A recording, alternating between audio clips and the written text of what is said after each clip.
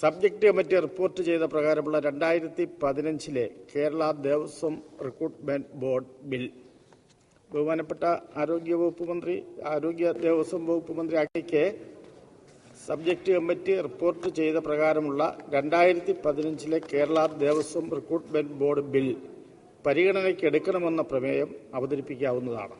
Sir, subject committee report ചെയ്ത പ്രകാരമുള്ള 2015 Kerala Devaswom recruitment board bill പരിഗണനയ്ക്ക് എടുക്കണമെന്ന പ്രമേയം ഞാൻ അവതരിപ്പിക്കുന്നു. പ്രമേയത്തെ പിന്താങ്ങേണ്ടതാണ്. യെസ്. ബഹുമാനപ്പെട്ട മിനിസ്റ്റർ അങ്ങ് സംസാരിക്കുന്നുണ്ടോ?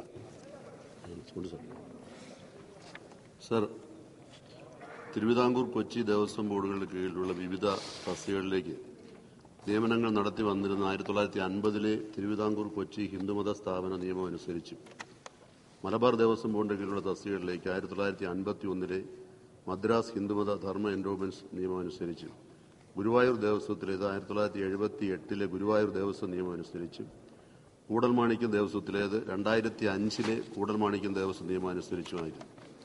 മുൻ സർക്കാരിന്റെ കാലത്ത് തിരുവിതാംകൂർ കൊച്ചി ആക്ടിലും മദ്രാസ് ഹിന്ദുമത ധർമ്മ എൻഡോമെന്റ് ആക്ടിലും വരുത്തിയ ഭേദഗതികളനുസരിച്ച് ദേവസ്വം ബോർഡുകളിലെ മിനിസ്റ്റീരിയൽ സ്റ്റാഫിന്റെ നിയമനങ്ങൾ പബ്ലിക് സർവീസ് കമ്മീഷന് വിട്ടുകൊടുക്കുന്നതിന് തീരുമാനിച്ചത്. എന്നാൽ 2007 ബഹുമാനപ്പെട്ട ഹൈക്കോടതി നിയമിച്ച ജസ്റ്റിസ് പരിപൂർണൻ കമ്മീഷന്റെ റിപ്പോർട്ടിൽ കേരളത്തിലെ ദേവസ്വം ബോർഡുകൾക്ക് വേണ്ടി ഒരു പൊതുവായ ദേവസ്വം റിക്രൂട്ട്മെന്റ് ബോർഡ് രൂപീകരിക്കണമെന്ന് ശുപാർശ ചെയ്തിരുന്നു. അന്നത്തെ സർക്കാരും ദേവസ്വം ബോർഡും ഈ ശുപാർശ അംഗീകരിക്കുകയും ഹൈക്കോടതി അത് രേഖപ്പെടുത്തി ഉത്തരവാകുകയും ചെയ്തിരുന്നു. എന്നാൽ മുൻ സർക്കാർ അതിന്മേൽ തുടർ നടപടികൾ സ്വീകരിച്ചില്ല. പകരം തിരുവിതാംകൂർ കൊച്ചി ദേവസ്വം ബോർഡുകളിലെ മിനിസ്റ്റീരിയൽ ജീവനക്കാരുടെ നിയമനങ്ങൾ PSCക്ക് വിട്ടുകൊടുക്കുന്നതിനാണ് തീരുമാനിച്ചത്. എന്നാൽ അത് നടപ്പിലാക്കുന്നതിനാവശ്യമായ തുടർ നടപടികൾ പൂർത്തീകരിച്ചില്ല. ഹൈന്ദവ സ്ഥാപനമായ ദേവസ്വം ബോർഡുകളുടെ നിയമനം മതേതര സ്ഥാപനമായ PSCക്ക് വിട്ടതിലുള്ള അനൌചിത്യം ചൂണ്ടിക്കാണിച്ചുകൊണ്ട് നിവേദനങ്ങൾ സർക്കാർ ലഭിച്ച സാഹചര്യത്തിൽ പ്രസ്തുത ഭേദഗതി റദ്ദു ചെയ്യുകയും കമ്മീഷൻ റിപ്പോർട്ടിൽ നിർദ്ദേശിച്ചതുപോലെ സംസ്ഥാനത്ത് ദേവസ്വം ബോർഡുകളുടെ നിയമനങ്ങൾക്ക് വേണ്ടി ഒരു റിക്രൂട്ട്മെന്റ് ബോർഡ് രൂപീകരിക്കുവാൻ സർക്കാർ തീരുമാനിച്ചു.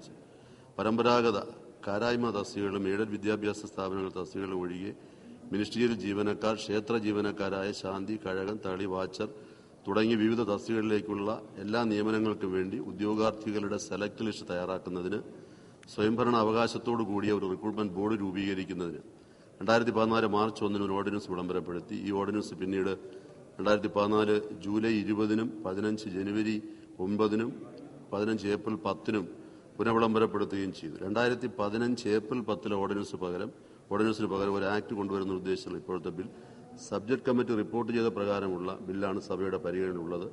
ഈ ബിൽ പാസ്സാക്കി തരണമെന്ന് അഭ്യർത്ഥിക്കുന്നു.